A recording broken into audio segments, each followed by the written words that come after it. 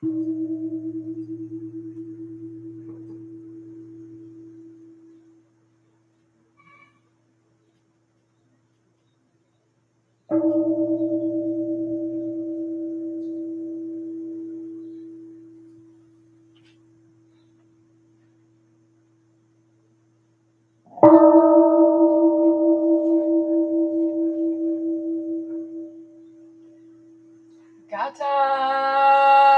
for the sound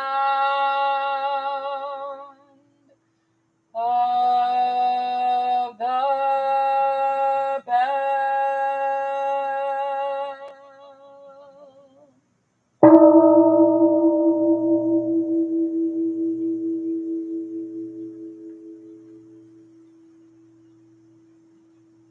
Mind calm, body at ease, breathing quiet,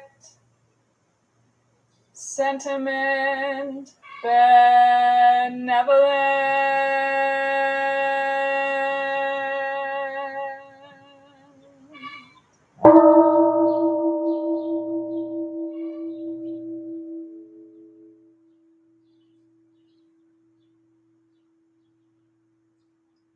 Dharma friends, sitting still in vital silence,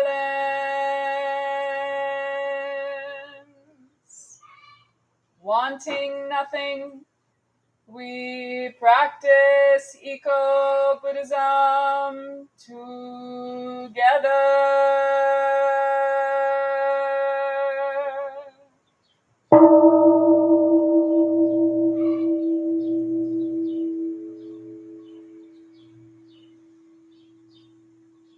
The sound of the temple bell booms for all to cease from conflict. May the way of Buddha usher in the dawn of non-violent global village forever.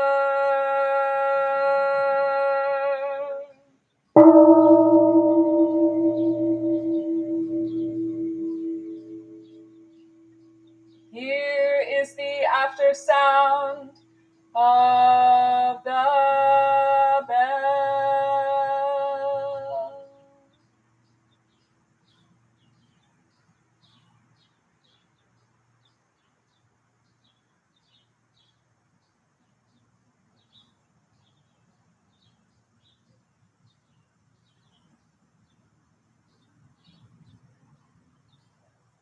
Thunder of silence, light after Dharma rain.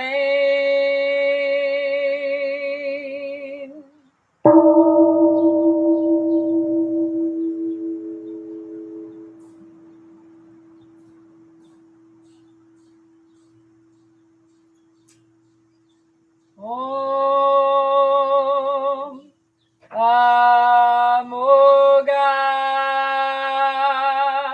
Vairocana Maha Mudra Mani Padma Jivala Pravartaya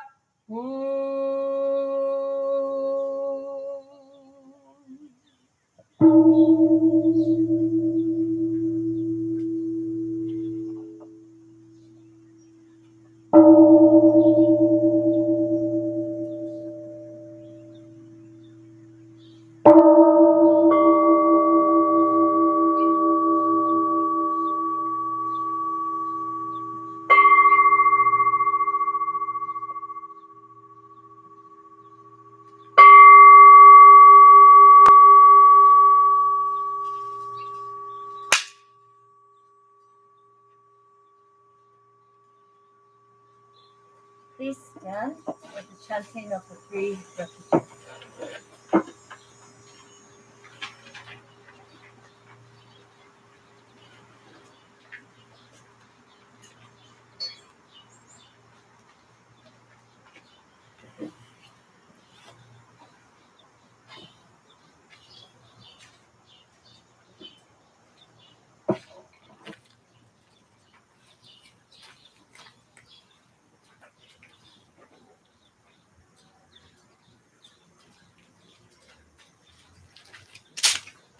I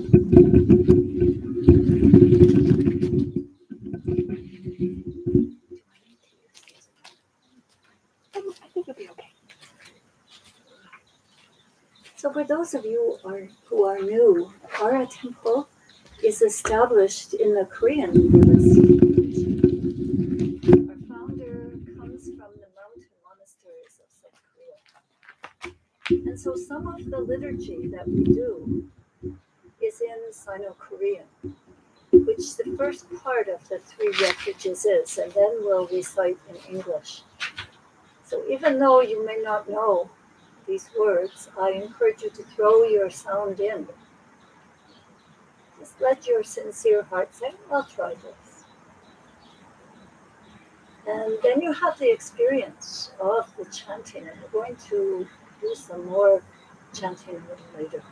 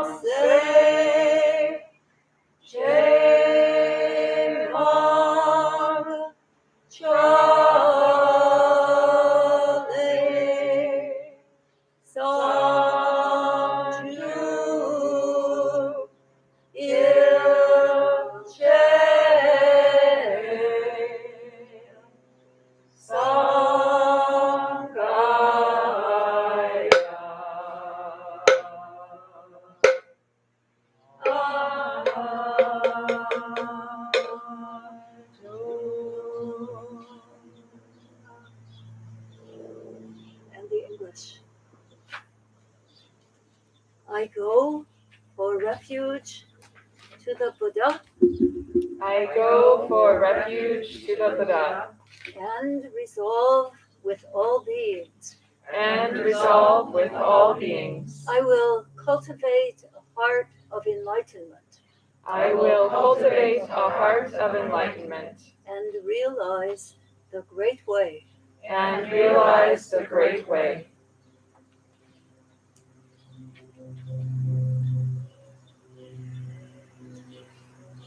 I go for refuge to the Dharma. I go for refuge to the Dharma.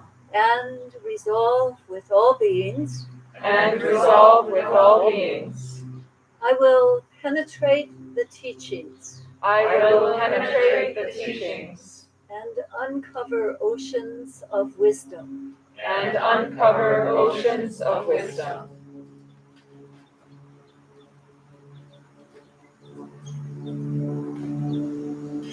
I go for refuge to the Sangha. I go for refuge to the Sangha. And resolve with all beings. And resolve with all beings. I will seek peace and happiness for the many. I will seek peace and happiness for the many. And transform this world into Buddha lands unimpeded. And transform this world into Buddha lands unimpeded.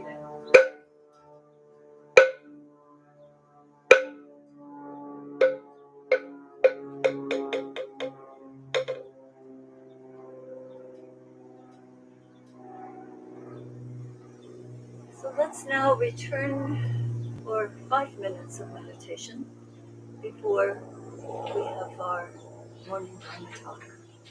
So please be seated.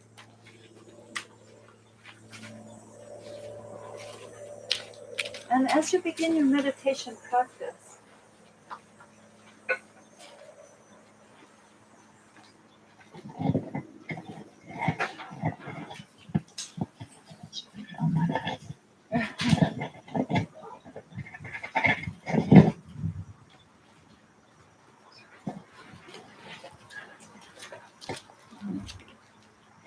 as you're preparing for your meditation practice,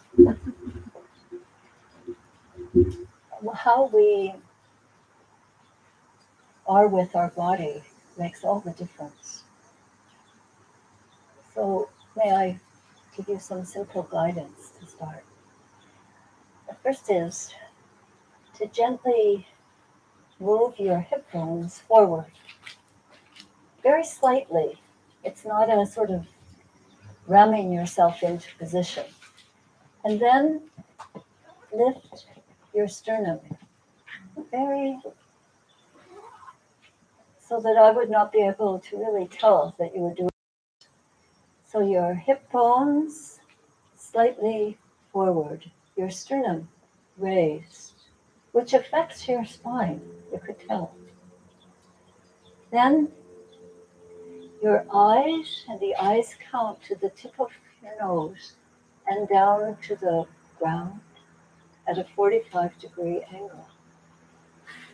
That's your outer eye. You have an inner eye which pays attention to your practice, which may be following your breath, a mantra, a question. So you've got this outer eye present in this very moment, this precious moment, when shadows and sunshine intermingle here. And then there's a slight release down of the shoulders,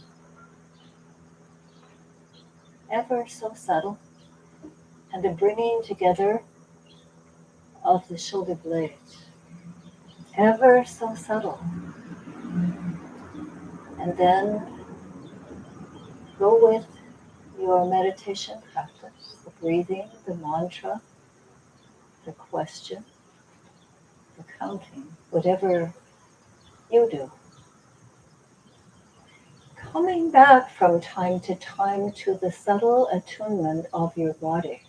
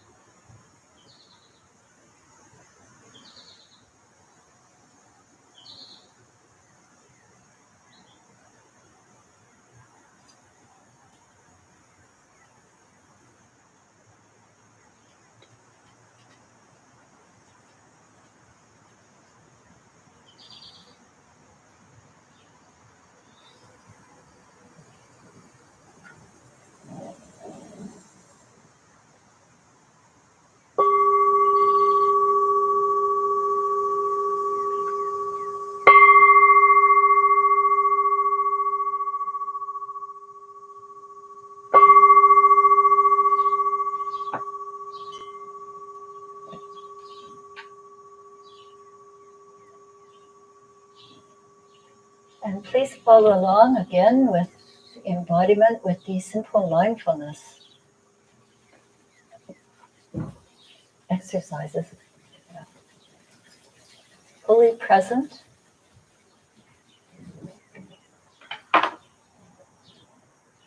Taking your fingers around the perimeter of your face, pressing them.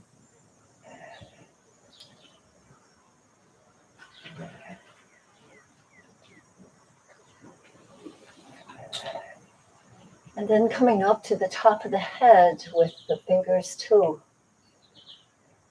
Pressing strongly. Breathing.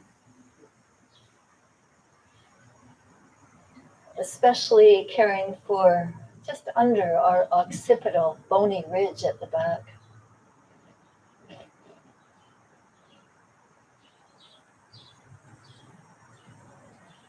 Then taking the ears, pressing them and pulling them down. The knuckle just under the nostrils.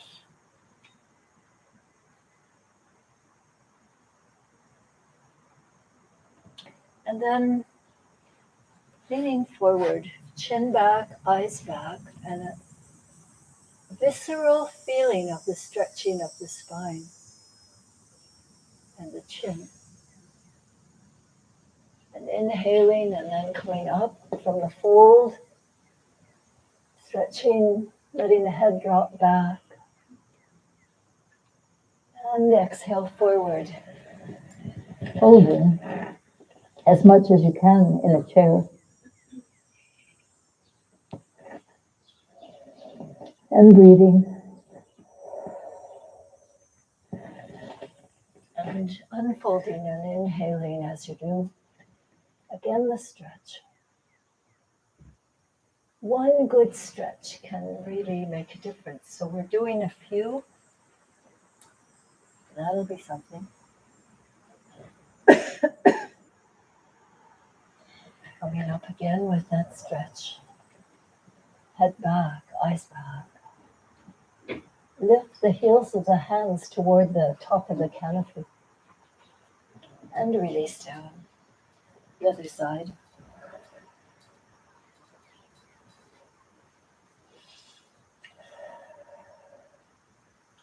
And coming up.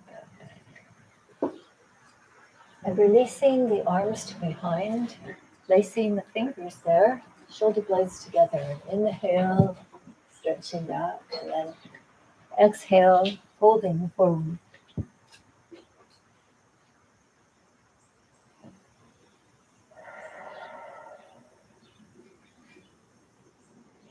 Inhale. And keeping your spine straight, turn to your right. It'll be my left. This twist can massage our whole nervous system. And then slowly turning to the other side. Head right around, eyes right around.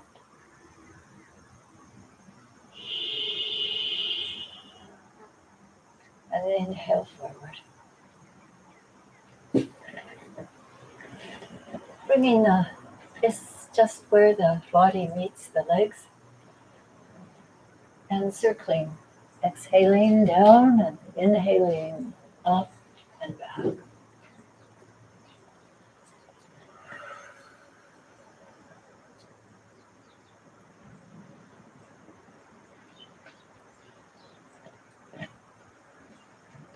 And change directions. Inhaling up again.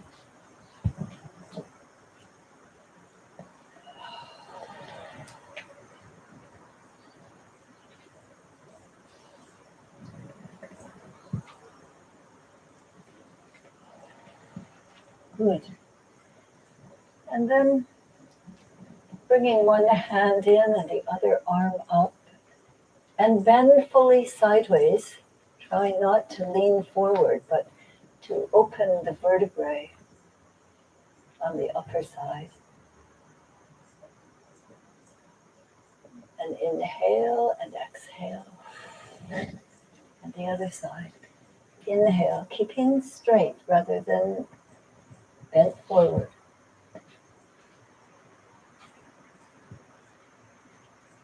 And inhale up and placing the fingers behind. Elbows wide, inhaling and exhaling. Again.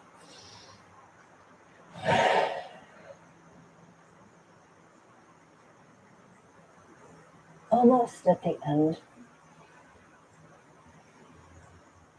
Dropping the arm. Inhaling, shoulders up. And release.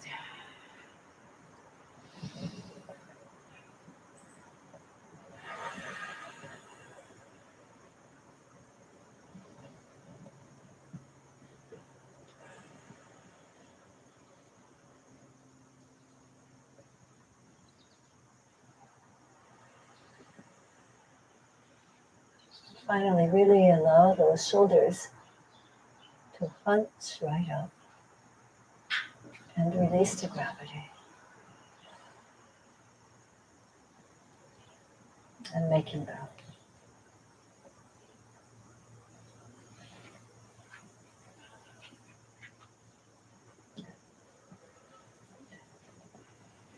Please stand up for just a moment, a couple of more than a moment. Shake a little bit of your legs.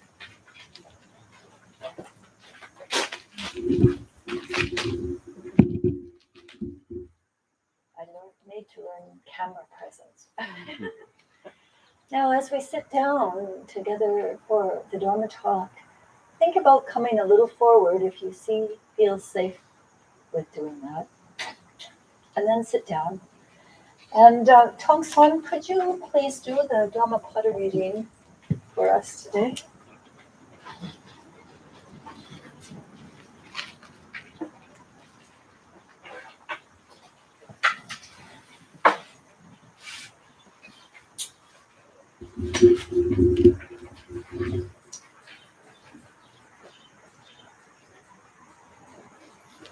Every morning we have a breakfast topic. And lately we read the Dhammapada first every day. And this has been the reading for this week. And one of the commentaries from one of our residents about this reading was, I would like to read this over someone who had just died.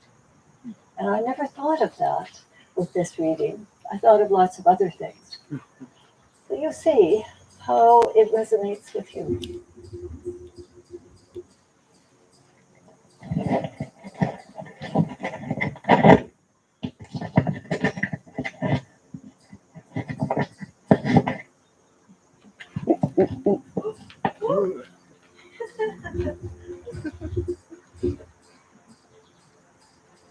Quieten your mind.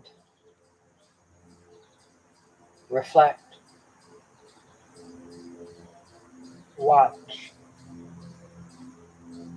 Nothing binds you. You are free. You are strong. You have come to the end. Free from passion and desire. You have stripped the thorns from the stem. This is your last body. You are wise. You are free from desire.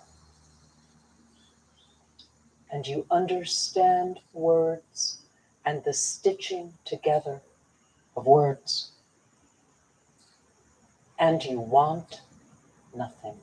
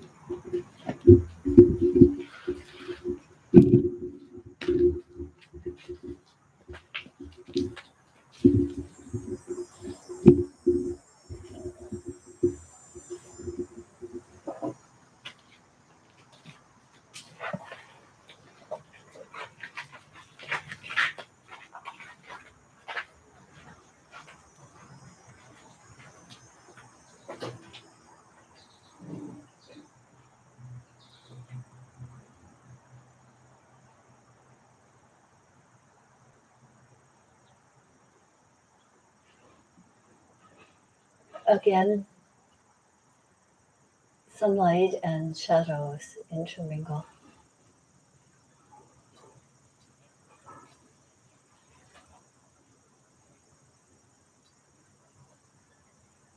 Wild and cultivated flowers abound in the garden. Altar laden with summer vegetables and eggs. And the breeze that drifts through from time to time. Welcome in from the 10 directions, everyone, and good morning. Good morning.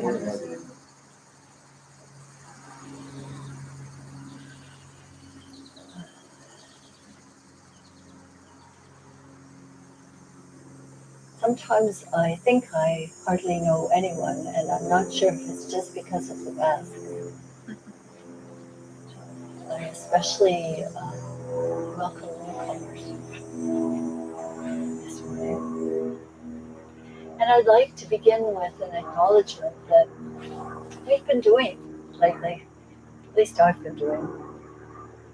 And that is to acknowledge that our temple and property sits on the land that were traditionally the homeland of the people of the Council of the Three Fires, the Ojibwe, the Potawatomi, the Ottawa, as well as the Anishinaabe, the Menominee, Miami, and Chunk nations.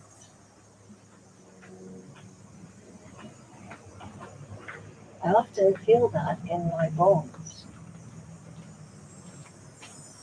And then, more recently, to acknowledge, I would like to pay respect to the Native Americans who lived on Woodlawn Street, also who were the first occupants of our temple building.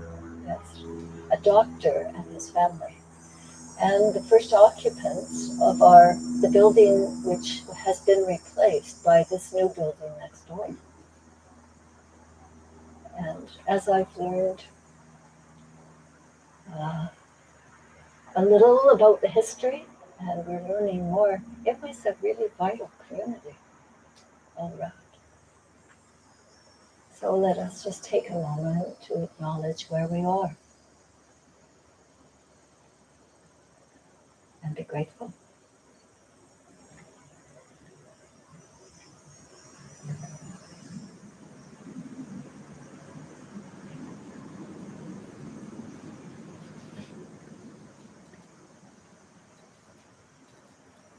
Last week, I think I started off by offering the quote from Tolstoy, "True life is lived when tiny changes occur." I find this very hopeful because I think I can make tiny changes, and each of us can. Actually, they're even hard sometimes. Yeah. And at the same time last week, we introduced 3 of our 12 precept takers, those people who formally decided to embrace Buddhism. It was a kind of spunky gathering where we heard from people their wisdom comments on how do you keep these precepts, not to harm but to cherish all life, not to lie but to speak the truth, and the rest. So that was last week. It's a little more individual. This week I'd like to go to the area of what I call and has been called together action. Together action. Yeah. And there are some various versions of it. I will describe a couple to start with.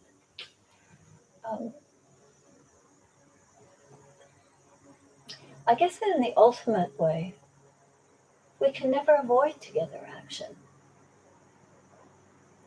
Because in this Buddha's Mahayana, we say everything is included in this universe, and interrelated and interconnected and interpenetrated. So there's no way not to do together action, especially on that kind of ultimate level. But let's look on the more individual and down to earth and everyday level. So last week, on Sunday, as we usually do, we do cleaning. And everybody does some here and some there, and there's a lot. But we decided to all work on the kitchen in the Sangha house, this building next door.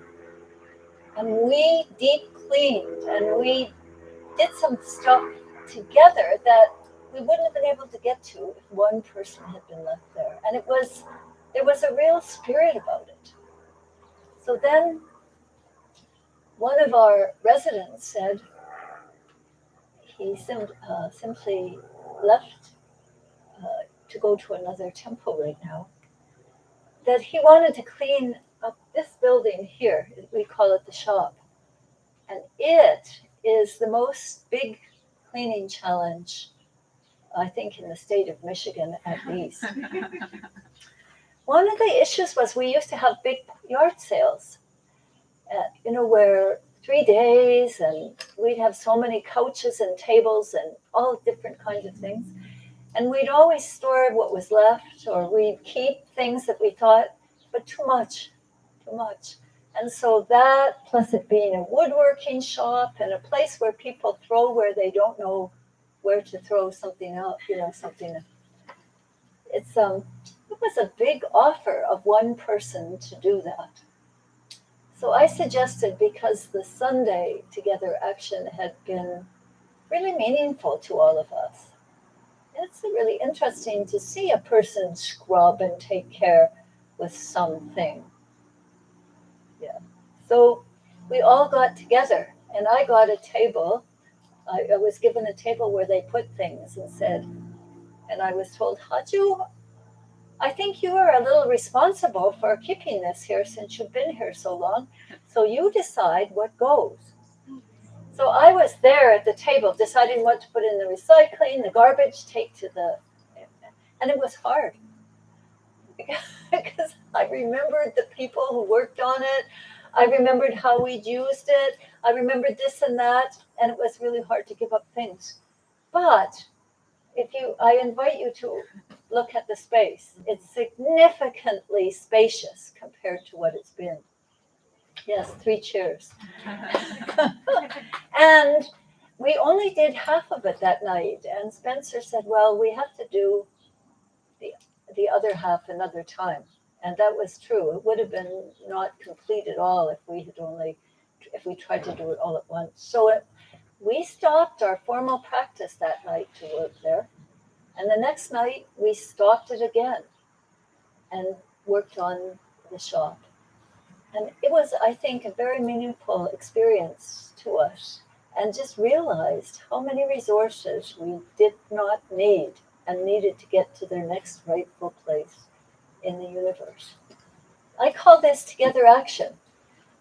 Somehow, together, we get done, when we're focused, much better than if we were by ourselves.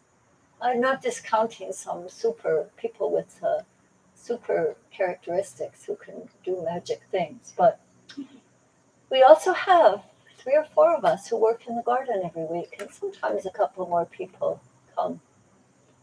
And it's a wonderful together action. Pulling weeds, planting seeds, harvesting, all kinds of different things that we do together.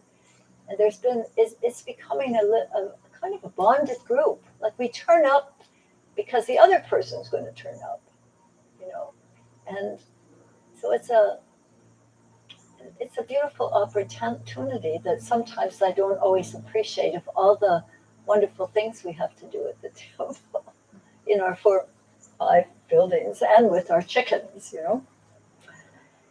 So that's one level of together action. Coming up on August 29th is our Ulambana Service.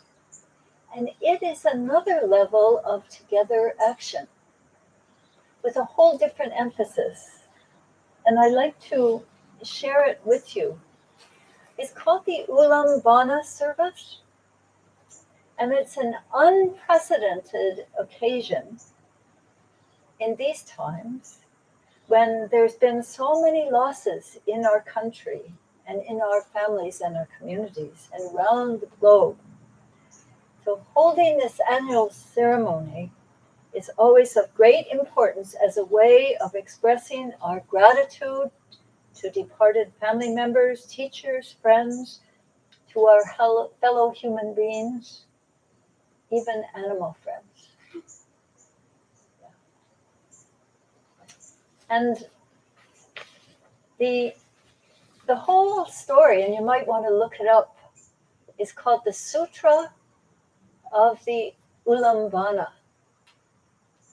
And the Buddha was, in the Buddha's time, was approached by one of his disciples whose special superpowers was psychic ability. And he had, they were in the forest of the patron who helped orphans and people with disabilities. And so this Mahamoggallana was his name, with his psychic powers, and he had attained them over a time of practice. And he decided to see what his dead mother was doing. And he found out that she was hanging upside down. Ulambana means hanging upside down. In a realm of hungry ghosts. This is a hungry ghost is where the throat and mouth are so small that they cannot nourish a belly swollen with hunger. And so here was this mother. So Mahamoggallana saw her, and with his psychic powers, tried to give her some food, but every time she would try to eat, it would burst into flames, and she would be able to eat. And she was very distressed, and he was very distressed to see that. So he went to the Buddha and said, "What should I do? What can I do with this situation?" And the Buddha said, let me see. The Buddha said, I got this from the Ulambana Sutra, "Your mother's offenses are deep and firmly rooted from her past life, from her life when she was alive. You alone do not have enough power to help her." That's interesting, right? You alone do not have enough power to help her. In fact, the Buddha said, the kings and civil servants and all kinds of citizens do not have the power to help her. And Mahamoggallana was, well, then what? And the Buddha said, this is the time of year, like this time of year, when all of the sanghas in the 10 directions are finishing their summer retreat, finishing what they often call as their rain retreat. If we are to ask them to help with chanting and mantras for your mother, and actually not just your mother, but all of your relations for 10 generations, that means just about everybody.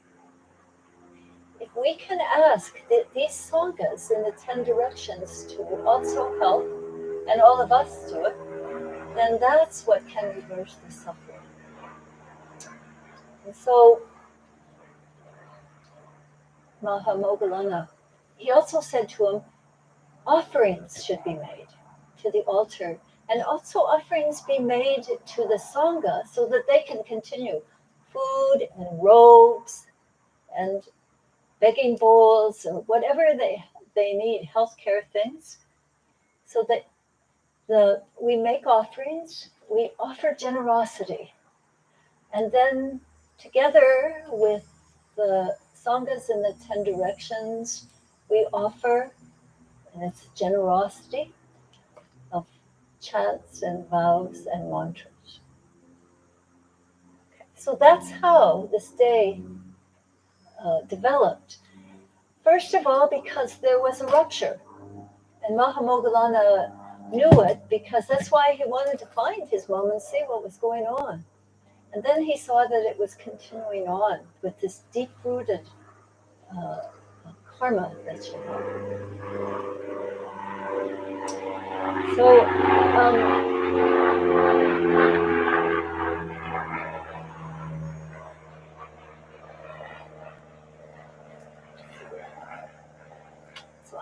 would like to share with you just a little story where I felt like I was hanging upside down, and I felt like my first husband was also hanging upside down, because there had been some things unresolved between us. Some of you may have heard this story. When I was 23, like half a century ago or more, yeah, I was got married to this fellow British Columbian, as I'm from Vancouver, British Columbia. And he was a very good fellow. And we were married for 6 years, and it ended because I went to a conference for youth serving agencies in the province of Ontario. I was a representative of an organization at that time called Junior Achievement, where young people, high school students, formed their own businesses. And while at the conference, I met this other person who was from a youth serving agency, and we kind of hit it off. And within a week, I left my husband and ran off with him. And it was a huge surprise to him. It was actually a huge surprise for me, because I didn't like doing such a thing. But I was really, I must have had some deep roots of delusion in me. Yeah. And so I lived with this new person. He was a pretty wonderful person in his own right, too. And at one time I thought that I should go back to my original husband, and he said, "No, I don't want you back until I've seen you live on your own and be able to take care of yourself rather than having to have somebody else to depend on." And I wasn't ready to do that. So the months went by, and he moved. This was in Toronto. He moved back to British Columbia with his company, and he was given the job to investigate some inventory in northern British Columbia around Terrace. And he went on a helicopter to do the inventory. He was an accountant as a profession. And the plane crashed, and he died.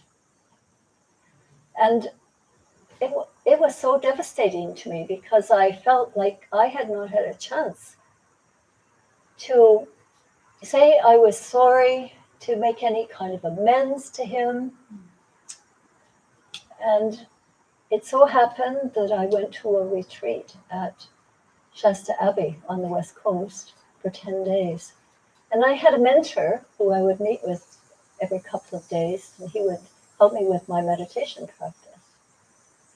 So he said to me, "How's your meditation practice going?" I said, "I can't do my meditation practice. All I am doing is thinking about my old husband and how I could have been so much kinder. And I was just reproaching myself and wishing." The whole meditation, I don't know if you've ever had a meditation where something has possessed you and you just keep on with it. And so that's what it was like for me. And he said, there's a practice that you can do to release this and to bring resolution and at-one-ment together. I said, "Would you like to do it?" And I said, yes, I would. And he said, it involves the whole community. You'll do it, but all the monks and nuns in the monastery will join. See, this sounds a little familiar, eh? I can't do it by myself, but if I ask others to help. And so we put, there was a tablet, like the one in the back. Since then, we've made these other tablets over time and put John's name on it. And my mentor gave me instructions on how to prepare. And the time was set. And then we all gathered in the Buddha hall.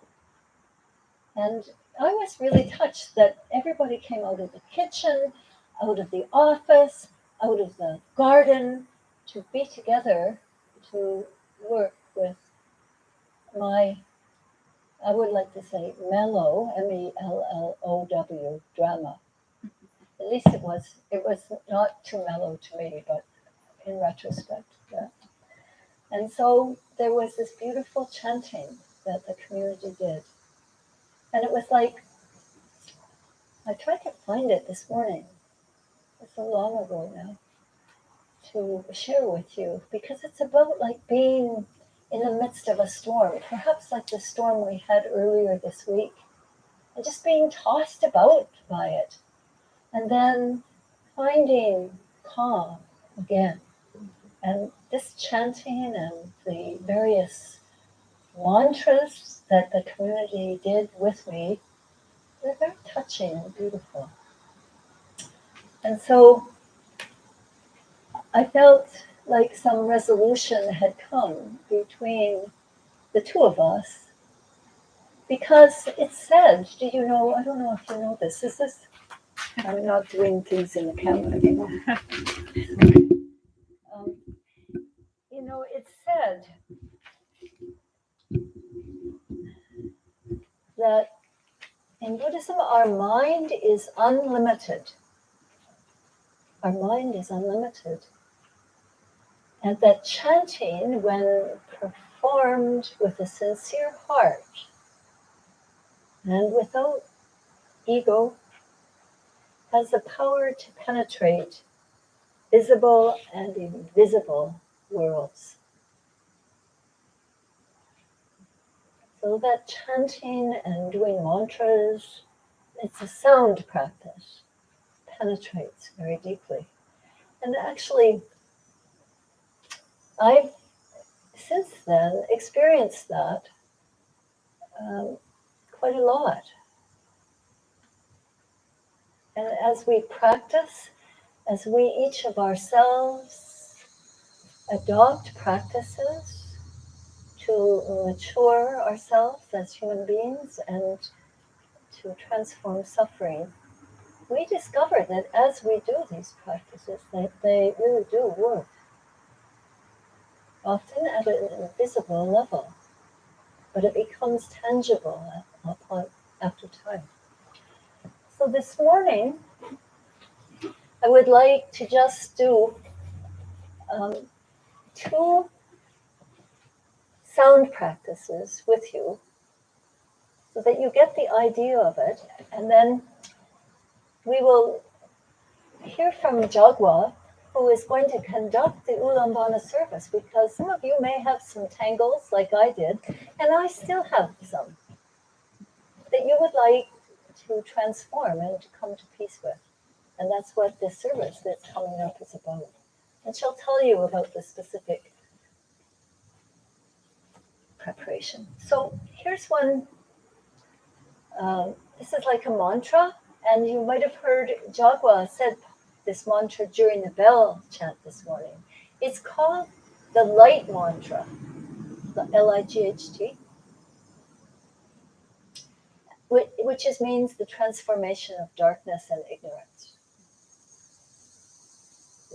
So I'm going to say some of the words, you can see, and then ask you to repeat. But to repeat, not just with your mouth and lips, but try to make your body like a musical instrument.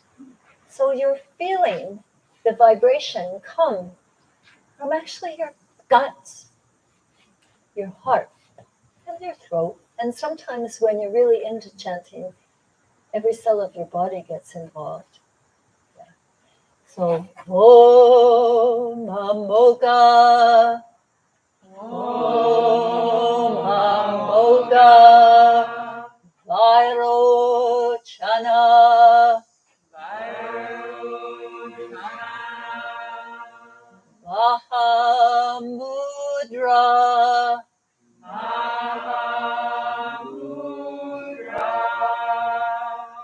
Mane Padme, Javala, Pravartaya, Hum, Om Amoga, Vairo Chana, Mahamudra,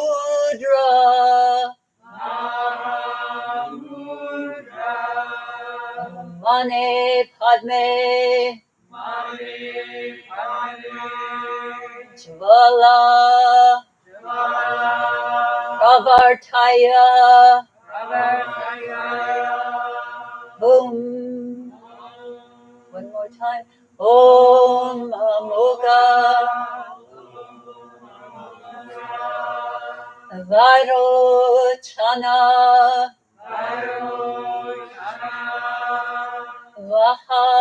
Mahamudra,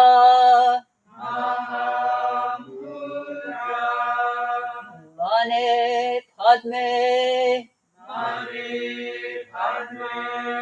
Jvala, Pravartaya, Boom. Good.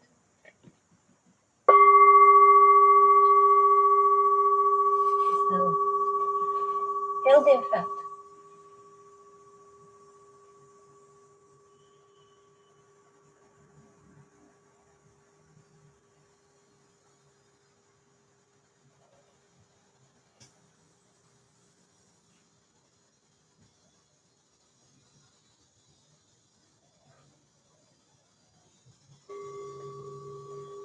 So please stand.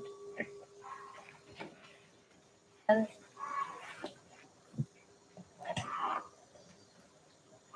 this next is a chant. It's called Hiro Chanting. It means you repeat the same word over and over again. And this one is our embodiment of compassion. So the words are KWAN 1, One. SEUM Seom, Seom. POSAL Posel, Kosal. 1 Seom Posel. One Seom. Kosal. There are various bodhisattvas, wisdom beings who set out to serve others before they awaken themselves. And when you do the Ulambana Service, Jago will be working with you with the chanting of another bodhisattva, Jizo Bodhisattva, who goes wherever beings are suffering to rescue them. Today, I like to just have you do the Kwanseum Posel chanting for a few times with me. And again, your body being an instrument. And you don't even have to force your body being an instrument. Remember when we were adjusting our postures a little while ago? I asked you to do it very, very subtly. And actually that can be much more powerful. So when you're chanting, it's a so it's something to learn. Yeah. Throw yourself in and see how you can do it. So pick it up as you see how it goes.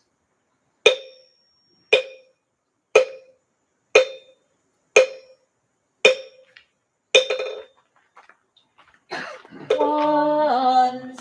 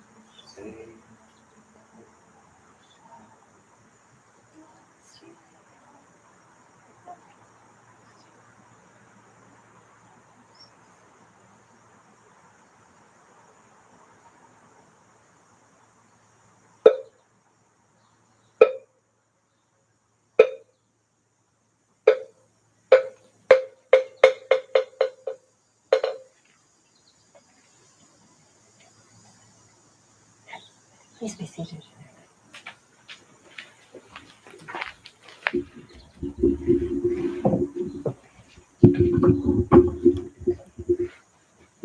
Jacob, could I ask you to please take a minute or two to explain the procedure for people who would like to take part in the Ulambana Service, working with hanging upside down.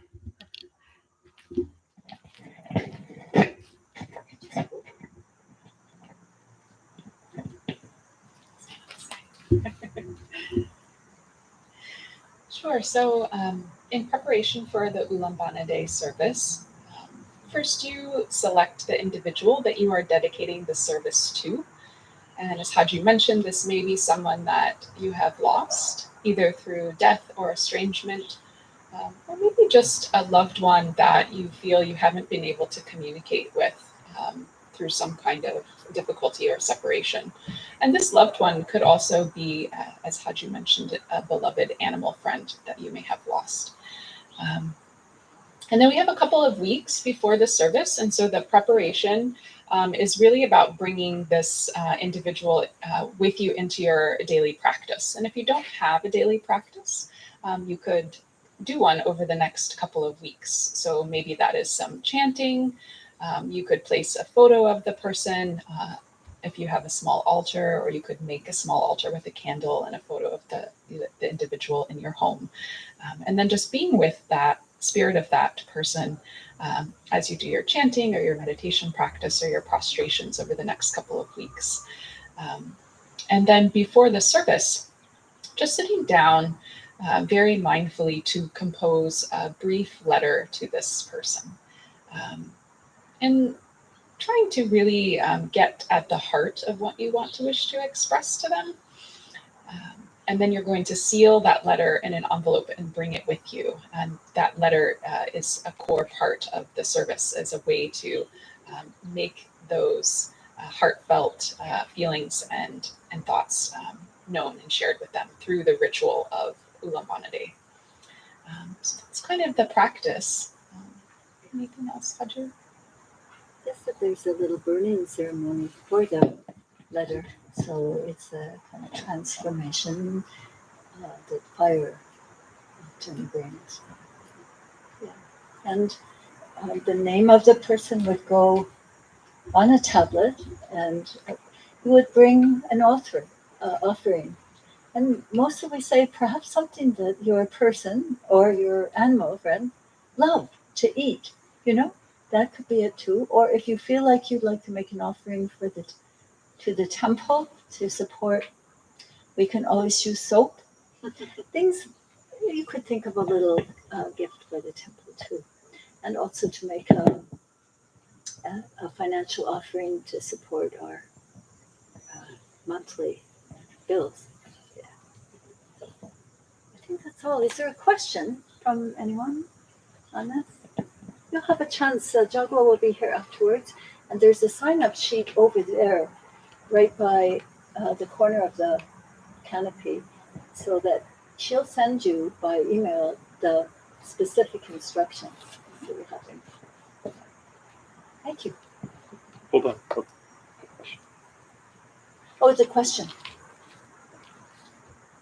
If our viewers on YouTube would like to participate in the ceremony, how do they make that known, since they can't sign up the sheet behind us? Actually, we have one of our members in northern Michigan who has almost his whole family that he wants to write a letter to and participate in the ceremony, and he's not able to come down because he's quite old. What are we going to do? We'll talk about it, but I think we can live stream it like this and just have people participate from home if they can't be here present. Yeah, that's what I'm thinking. We can talk about. Okay. Yeah. In the spirit of everything is workable, we'll give it a try. Yeah. So people should email us. Oh, that's right. Maybe there's lots of people. Hey, yeah, we have another audience. It's very special. Okay, thank you.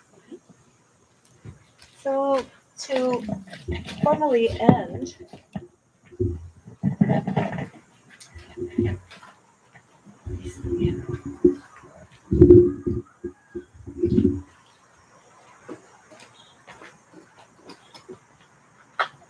let's end with the 4 great admonitions. These are, I think, we usually do 108 prostrations in the early morning, and after every 25, we shout out very loud these admonitions, and because they really give us perspective, and it's kind of a reality check. So I thought today, since we're at a stage hanging upside down as a world in a certain kind of way, for us individually to hear these. So please repeat after me. 4 great admonitions. 4 great admonitions. Great is the matter of birth and death. Great is the matter of birth and death. Impermanence surrounds us. Impermanence surrounds us. Be awake each moment. Be awake each moment. Do not waste your life. Do not waste your life. Time passes quickly. Time passes quickly. I just added that. Okay. Announcements, please.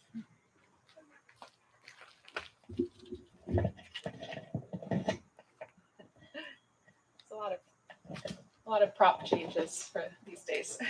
Okay, so announcements. We have in-person morning practice on several days of the week early in Burns Park.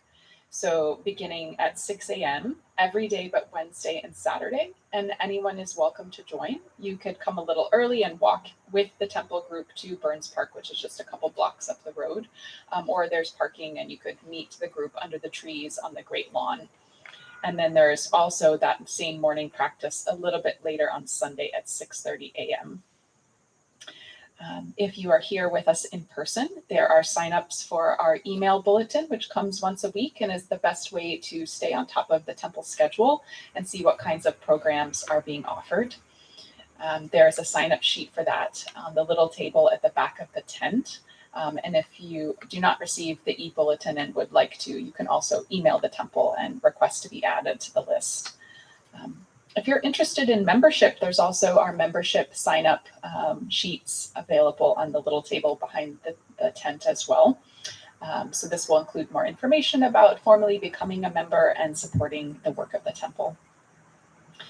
Of course, you have already heard about Ulambana Day, August 29th. It will be at noon after the morning service, and we'll figure out an online component for that as well.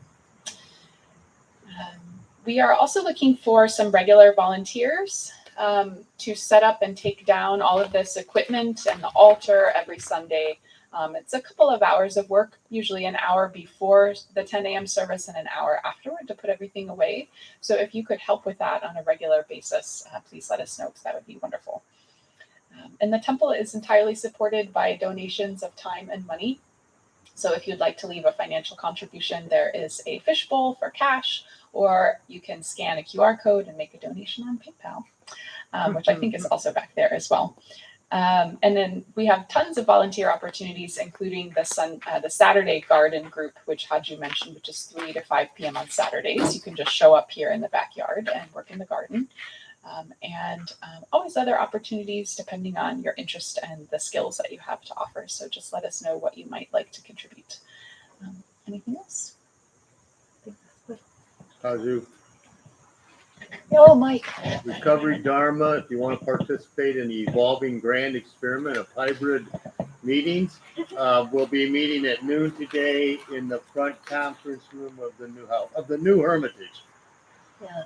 So enter by Woodlawn. And we've got a whole aerated system that we figured out with fans in the windows and open and this and that, air purifier. Yeah. Hopefully the internet will work too. Yeah. And before you go, Mike, would you talk to me, because we're thinking of moving the location. Today you want to move? Not today, but Oh yeah, I'll bring that up. okay. Please talk. I mean to the Sangha for the Buddha Hall in the front foyer. As long as we have, the lens concern is good Wi-Fi. You know, he wanted to have it outside too, but the Wi-Fi he felt was going to be an issue. So. Well, we're getting it here, and we I- have a that's what I special wondered connection about. That's over what I- there. Okay. We want that too. You just want to be rid of us in the new Hermitage. Be honest. It's called Recovery Dharma that Yes. Mike is facilitating. For any form of addiction. Okay, please stand. And then let's make 3 vows to formally end.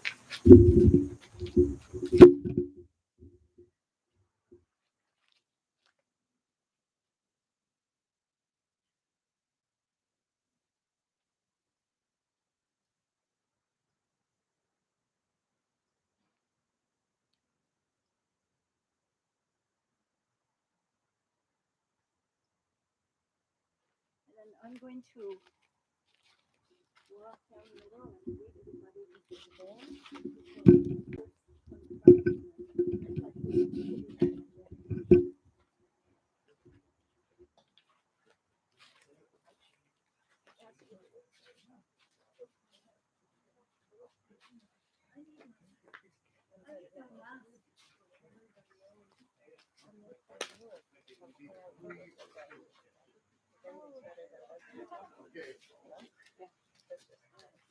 Did you come in? Yeah.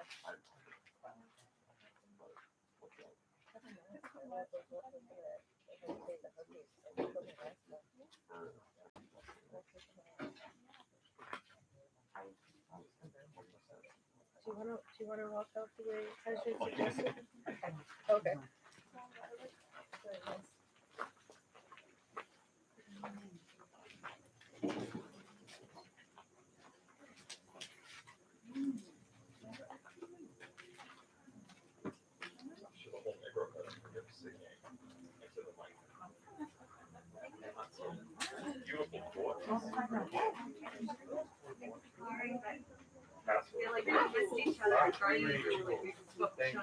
I knew there was a three in there somewhere.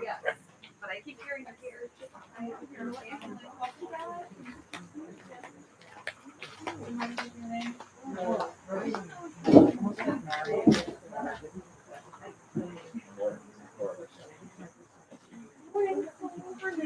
I believe it's here. Is somebody gonna be able to let us in through the front door? I can go and let you in, yeah. Okay. Well, I might have to head over now. I can talk. Yeah, and I'm still trying to